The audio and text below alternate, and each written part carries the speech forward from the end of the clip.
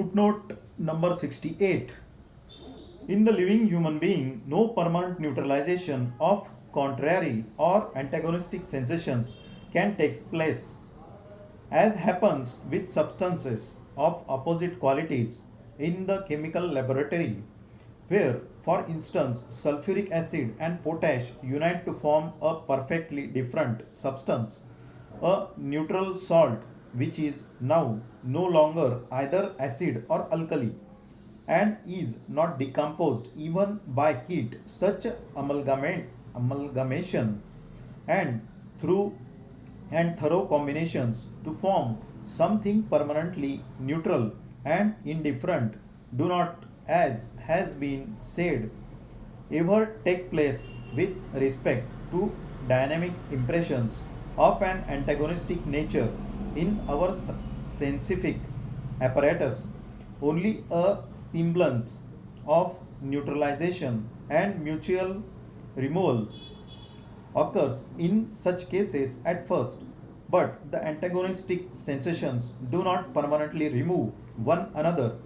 The tears of the mourner will be dried, but a short time by a laughable play.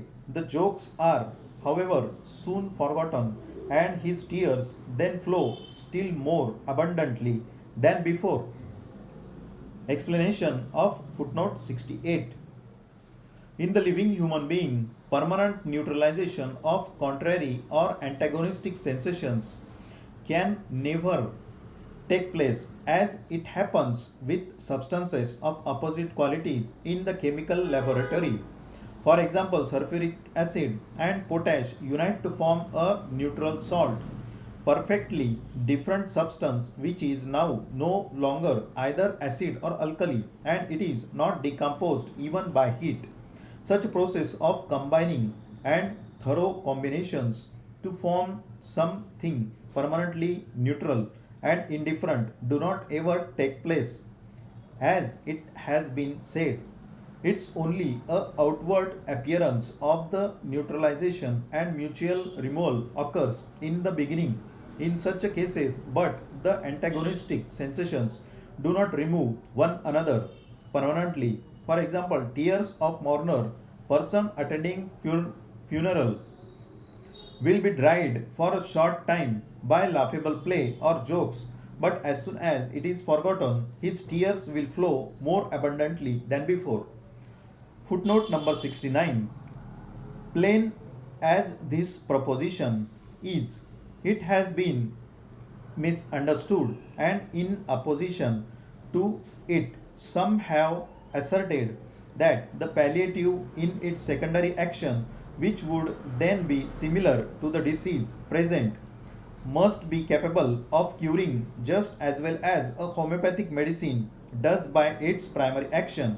But they did not reflect that the secondary action is not a product of the medicine, but invariably of the antagonistically acting vital force of the organism, that therefore this secondary action resulting from the vital force on the employment of a palliative is a state similar to the symptoms of the disease which the palliative left uneradicated, and which the reaction of the vital force against the palliative consequently increased still more.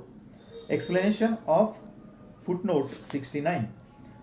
Just as the statement it has been misunderstood, and in opposition to it someone has said that the palliative in its secondary action would be similar to the disease present in the body, it must be capable of curing just as homeopathic medicines does by its primary action.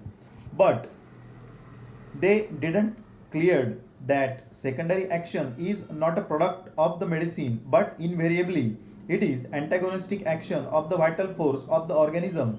That's why this secondary action resulting from the vital force on the employment of palliative is a state similar to the symptoms of the disease which is left by palliative medicines uneradicated, and that is the reaction of vital force consequently increase more against the palliative medicines. Footnote number 70. as when in a dark dungeon where the prisoner could with difficultly recognize object close to him, alcohol is suddenly lighted. Everything is instantly illuminated in all in a most consolatory manner to the unhappy wretch.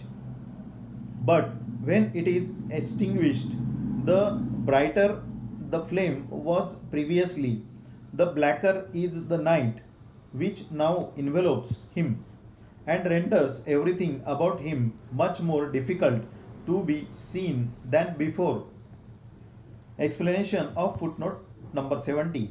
As when in a dark dungeon, underground jail, where the prisoner could recognize object close to him with difficulty, if alcohol is suddenly lighted, everything is instantly lightened up in a most consolatory manner to the unhappy person. But when light gets extinguished, more darkness than before, the brighter the flame was previously, the blacker will be the night which now envelopes him and leave everything about him much more difficult to be seen than before.